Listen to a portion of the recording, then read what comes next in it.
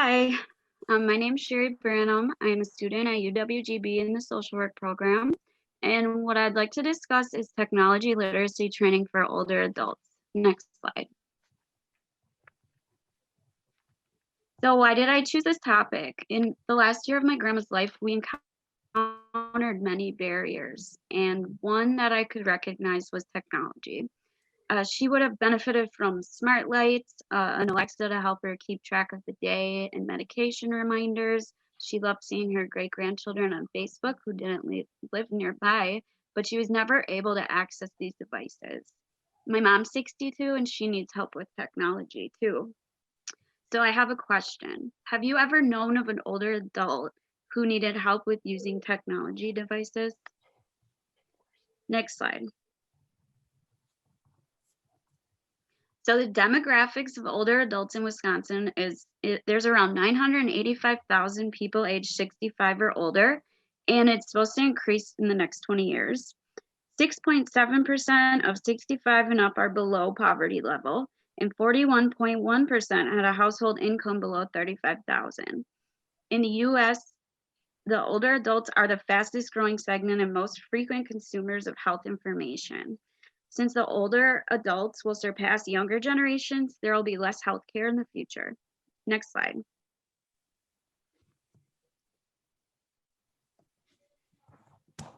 So what does the research say? Around 73% of the older population need help with technology. Only 26% were confident in using technology. Internet use drops around 70 years old and drops significantly around 80 years old. More research done shows accessibility and the use of technology can improve cognitive functioning and quality of life in older adults. Older adults are also more receptive to technology when it comes to their health, and this is important when patient portals are becoming so common. On a research done on a patient portal, only 3% of older adults were considered proficient in health literacy, and they had the lowest health literacy scores. So as you can see in the graphic, older adults agree on the positive impact of technology on society. So what is the problem? Next slide. Is lack of technology literacy a concern? Well, there's a lack of knowledge in technology use and they may not have the help they need. Lack of understanding, which can cause frustration. They're unable to keep up with the changing technology and this can decrease confidence. Older adults have a lack of access to devices to make life easier. They may have a fear of technology, not knowing how to utilize it properly. They may feel overwhelmed by technology, and it inhibits communication with family not nearby. There's also increased dependency upon family if they have them, depending on them for guidance in using technology.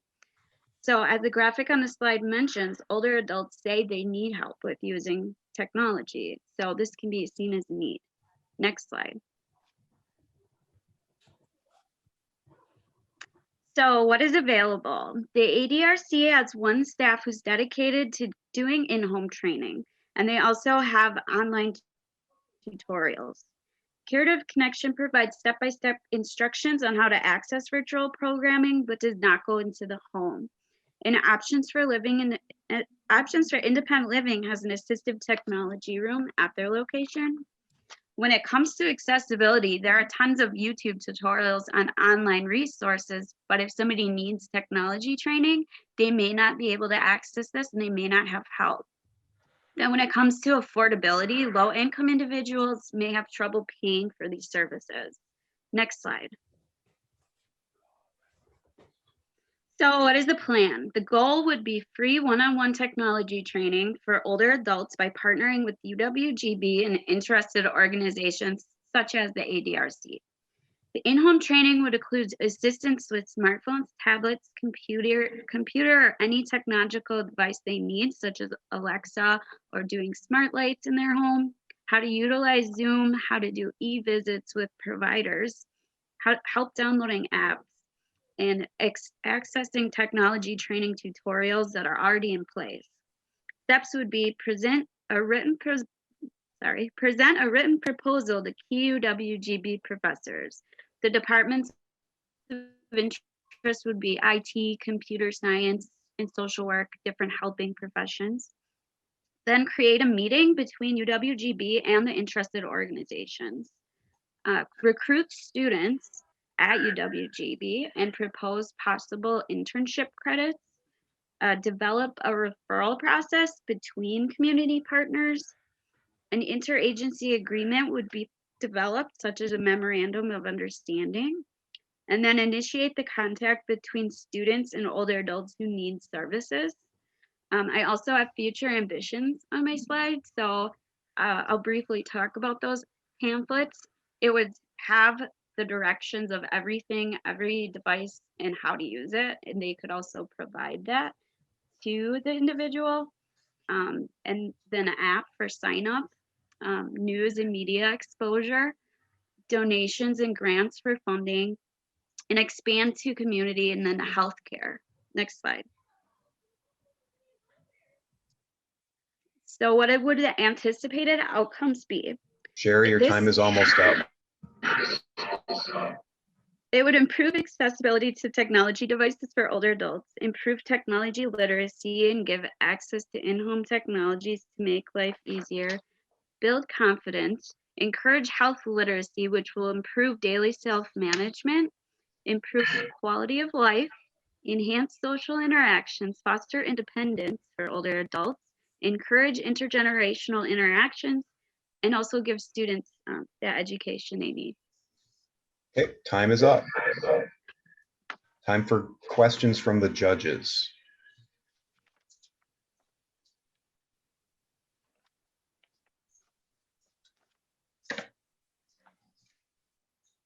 Unmute yourself, Jim.